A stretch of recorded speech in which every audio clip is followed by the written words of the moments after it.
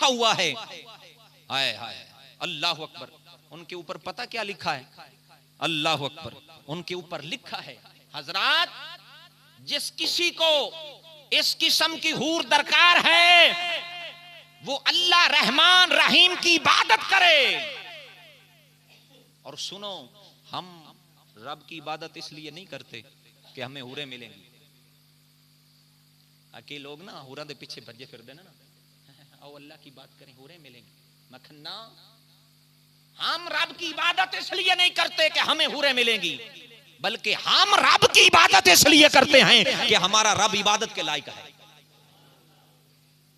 اللہ اکبر. مولا کائنات فرماتے تھے لوگوں میں رب کی بارگاہ میں عرض کرتے تھے یا اللہ میں تیری عبادت اس لیے نہیں کرتا نہ جنت کی طلب میں کرتا ہوں نہ تیرے دوزخ کے خوف کی وجہ سے کرتا ہوں. سونا میں تو تیری عبادت اس لیے کرتا ہوں کہ تو میرا رب عبادت کے لائق ہے. میں اس لیے تیری عبادت کرتا ہوں. اور حضرت سفیان ثوری رحمۃ اللہ علیہ کے حضرت رابعہ بصری اس امت کی ایک بہت بڑی ولیہ گزری ہے. ان کے پاس نا حضرت سفیان ثوری رحمۃ اللہ علیہ آپ سے ملنے تو حضرت رابعہ بصری کہنے لگی سفیان یہ تو بتاؤ تمہارے نزدیک سخاوت کسے کہتے ہیں؟ تو حضرت سفیان ثوری رحمۃ اللہ علیہ نے ایک نہیں بلکہ دو تعریفیں فرمائی. آپ فرماتے ہیں الذی یجود بمالی جو شخص اپنا مال بے حساب خرچ کرے عیش و عشرت میں نہیں اللہ کے دیے ہوئے مال کو اللہ کی نافرمانی میں نہیں بلکہ لوگوں کی بہتری کے لیے غریبوں کی مدد کرنے کے لیے یتیموں کی مدد کرنے کے لیے خرچ کرتا ہے تو دنیا والے اسے سخی کہتے ہیں. اور آخرت کے لحاظ سے آپ فرماتے ہیں الذی یجود بنفسی فرمایا جو شخص اپنا مال ہی نہیں بلکہ اپنی جان بھی اللہ کے نام پہ قربان کر دے. تو یہ دونوں تعریفیں بہت ہی اہم تھیں. لیکن حضرت رابعہ بصری کیا کہنے لگیں یا سفیان اخطأت فیہا اے سفیان تم نے سخاوت کی تعریف صحیح نہیں کی.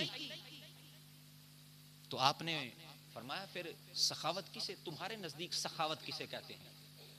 تو رابعہ بصری کہنے لگی میرے نزدیک سخاوت اسے کہتے ہیں کہ ان تعبدوہ حب اللہ لا لطلب جزا کہ تم اللہ کی عبادت صرف اور صرف اس کے پیار کے لیے کرو کسی جزا کے لیے نہ کرو. اللہ اکبر. ایک تھا مال دنیا کی سخاوت ایک تھی اپنے بدن کی سخاوت. مگر حضرت رابعہ بصری کہنے لگی نہیں یہ دونوں باتیں پیش نظر نہ ہو نہ جنت کا حصول پیش نظر ہو نہ جہنم سے بچنے کی آزادی کی پیش نظر ہو. حالانکہ ان دونوں باتوں میں شرعی طور پر کوئی حرج نہیں. آپ فرمانے لگی اللہ سے محبت کا تقاضا یہ ہے کہ اس کی عبادت صرف اور صرف اس کی محبت کے لیے کی جائے. اللہ اکبر. تو بات کر رہا تھا ان حوروں کے بالوں کے اوپر لکھا ہے جس کسی کو اس قسم کی حور درکار ہے وہ اللہ رحمان رحیم غفور رحیم کی عبادت کرے. اللہ اکبر. اور حضور فرماتے ہیں جنتی حوروں کے صفائے ابدان کا یہ عالم ہے کہ ان کی پنڈلیوں کا جو مغز ہے نا مغز وہ دور سے ایسے نظر آئے گا جیسے آب گینا کی سرخی میں سرخ شراب نظر آتی ہے.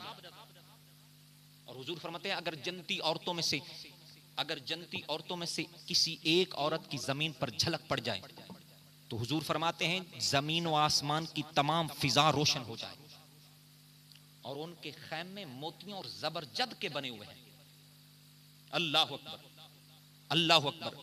اگر ایک حور اللہ دنیا تے بھیج دے وے نا ایک حور اج نے سارے کن ٹوٹے عاشق نے سارے ایک دوسرے نو ڈانگا مار مار کے مر جان. یقین کریو میں گپ نہیں سنا رہا حدیث پاک سنائندا پیا. حضور نے فرمایا اگر ایک حور دنیا پر بھیج دیا ہے تو ساری دنیا اس پر کٹ مرے اور فنا ہو جائے. اگر ایک حور اپنے گیسو زمین پر نمودار کر دے تو اس کے نور کی وجہ سے سورج کی روشنی بجھ جائے. اور حضور فرماتے ہیں جنت کے باغوں میں نیچی نظروں والی شرمیلی دوشیزہ خوبصورت لڑکیاں ہیں اور وہ عورتیں اس قدر خوبصورت ہیں جیسے مونگے اور لال کی تراشی ہوئی تصویریں.